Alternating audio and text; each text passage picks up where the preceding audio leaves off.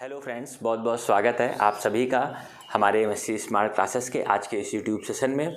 और दोस्तों, जैसा कि आप लोग जानते हैं कि हम लोगों की पर डे क्वेश्चन की सीरीज़ चल रही है। अगर आप चैनल पे नए हों तो हमारे चैनल पे जा कर के पूरी सीरीज़ आप देख सकते हैं क्वेश्चन की, जो अब तक आपको दी गई है, और आने वाले बोर्ड पेपरों तक आपको ये सीरीज़ मिलती रहेगी। ठीक है, तो उसी क्रम में बेटा आज का क्वेश्चन हम लोग देखते हैं कि आज हम लोगों को कौन सा क्वेश्चन सॉल्व करना है। तो आज का क्वेश्चन बेटा बहुत ही बेहतरीन क्वेश्चन है।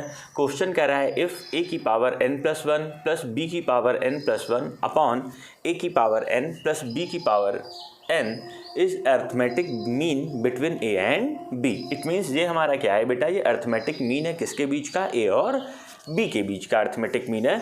और हमको फाइंड करनी है बेटा किसकी वैल्यू, n की value. We want to find the value of n। Okay, तो चलिए भाई देखते हैं कि ये क्वेश्चन हम लोग कैसे लगाएंगे। तो ये क्वेश्चन बच्चों को बहुत परेशान करता है क्योंकि इसमें कुछ दिया नहीं गया है। ठीक है, और अर्थमेटिक मीन का जो फॉर्मूला होता है वो मैं आपको बता देता हूँ। जैसे मान लीजिए दो नंबर ए और बी हैं और उसका अर्थमेटिक मीन पूछा जाए तो उसका फॉर्मूला होता है बेटा ए प्लस बी बाई टू।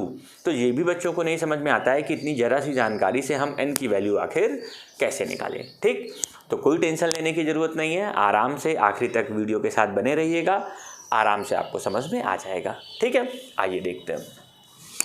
तो देखिए बेटा क्वेश्चन में क्या कह रहा था कि ये जो a की पावर n प्लस वन है प्लस b की power n plus one upon a की पावर n प्लस b की पावर n, ये क्या है बेटा, ये a और b के बीच का अर्थमेटिक मीन है। और अर्थमेटिक मीन का बेटा हमारा फॉर्मूला होता है a plus b by two. तुमने कहा सर जी मान लीजिए ज्योमेट्रिकल मीन होता तब क्या करते, तब बेटा इसका formula a plus b by two के स्थान पे क्या हो जाता है, अंडर रूट ए बी। ठीक है, 11th से आपको वो ज़्यादा पढ़ने के लिए मिलेगा। ठीक है,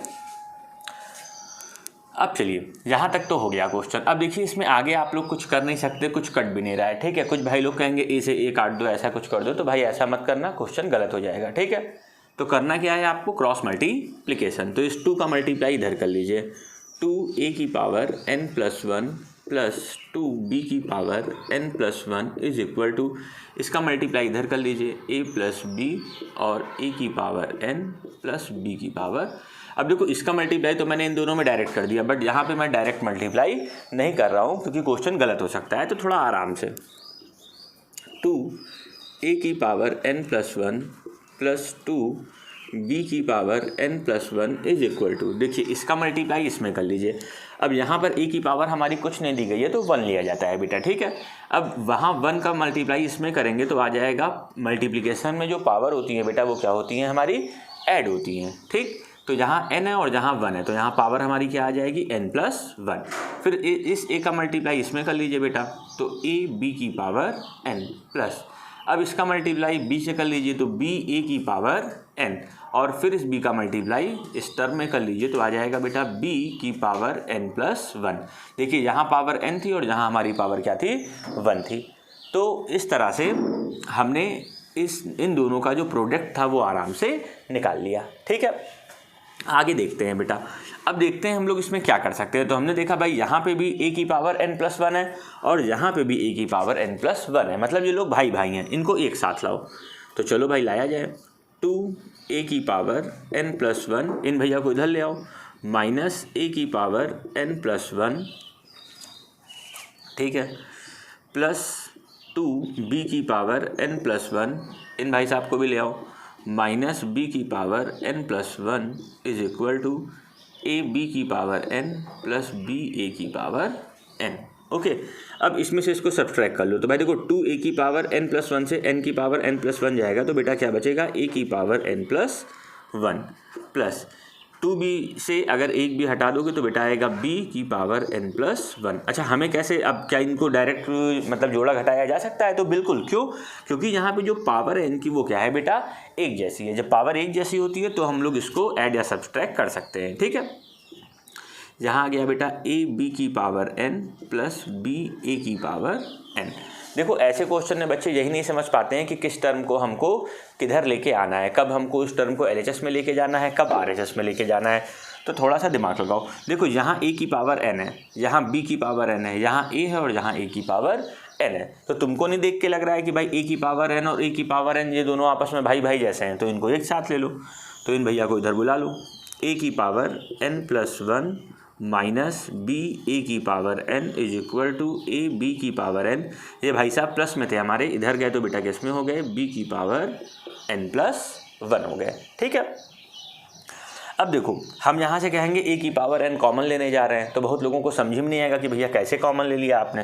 तो ज़रा देख लो बेटा, जैसे यहाँ पे समझ लो किनारे a की पावर n+1 लिखा है, तो इसको लिख सकते हो a की पावर n इंटू a की पावर 1, और फिर जब ऐसे ब्रेक करते हैं तो यहाँ से हमें क्या कॉमन मिल जाता है बेटा, a की पावर n।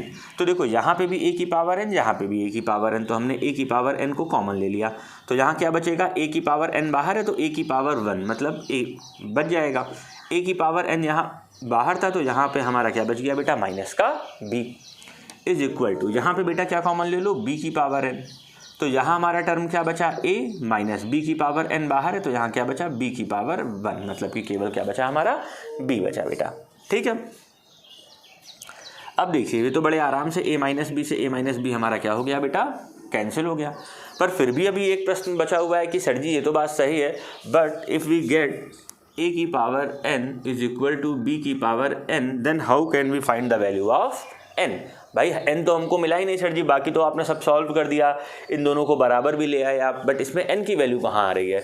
तो बेटा टेंशन मत लो, ठीक है, देखो वैल्यू n की निकालनी है, n की वैल्यू आएगी। जब भी कभी ऐसा टर्म आ जाए तो ये मत सोचना कि अब आगे क्वेश्चन मेरा गलत हो गया, नहीं, इसको इधर लाओ। पर इधर लाने का मतलब ये नहीं कि इसको इधर माइनस में लेके चले आओ, ठीक है, इधर लाने का मतलब है बेटा इसको डिवाइड में लेके जाओ, a की पावर n अपॉन b की power n is equal to, यहाँ बेटा कितना आ गया हमारा, 1 आ गया।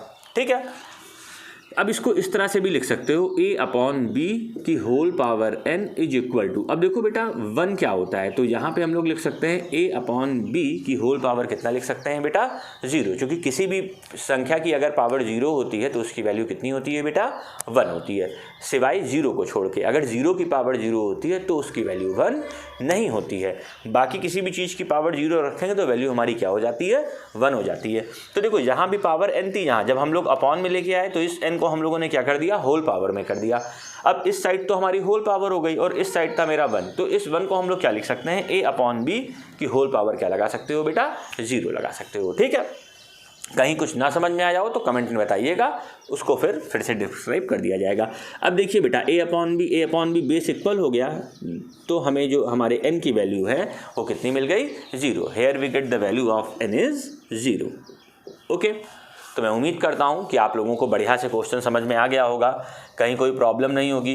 प्रैक्टिस 1-2 बार कर लीजिएगा, अभी पढ़ने के बाद तो आसान लग रहा होगा मुझे पता है, ठीक है, पर अच्छे से प्रैक्टिस कीजिएगा। कहीं कुछ ना आए तो बिल्कुल बताइएगा, अपने दोस्तों के साथ शेयर कीजिएगा कि ज़्यादा से ज़्यादा लोगों तक वीडियो पहुंच पाए और उनका फ़ायदा हो पाए। आप सभी लोगों का साथ बनाए रखने के लिए बहुत बहुत धन्यवाद।